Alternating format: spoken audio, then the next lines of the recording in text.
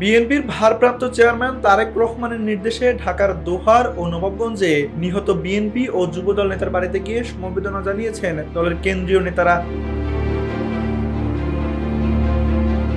শুক্রবার দুপুরে নবাবগঞ্জ উপজেলার মাঝিরকান্দার মৃধাকান্দা এলাকায় যুবদলের সাবেক সাধারণ সম্পাদক আমজাদ হোসেনের বাড়ি এবং পরে দোহার উপজেলার নবাববাড়ি ইউনিয়নে বিএনপির সাবেক সভাপতি হারুন অর রশিদের বাড়ি পরিদর্শন করেন নেতারা।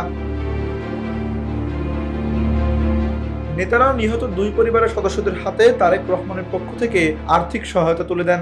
নিহত হারুন মাস্টারকে নিজ এলাকায় দুর্বৃত্তরা গুলি ও কুপিয়ে হত্যা করে। এ ঘটনা এলাকা জুড়ে চরম ক্ষোভ ও শোকের জন্ম দেয়। যুবদল নেতা আমজাদ হোসেনের মরদেহ তার নিজ বাড়ির পাশের একটি ক্ষেত থেকে উদ্ধার করে পুলিশ। তার মৃত্যু নিয়ে পরিবার ও এলাকাবাসীর মধ্যে রহস্যের দোলাচাল দেখা দিয়েছে। পরিবারের সদস্যদের সান্ত্বনা দিয়ে কেন্দ্রীয় নেতারা বলেন, শোকের এই মুহূর্তে দল তাদের পাশে আছে এবং সব ধরনের সহায়তা অব্যাহত থাকবে। তানভীর আহমেদ, এনপিবি নিউজ।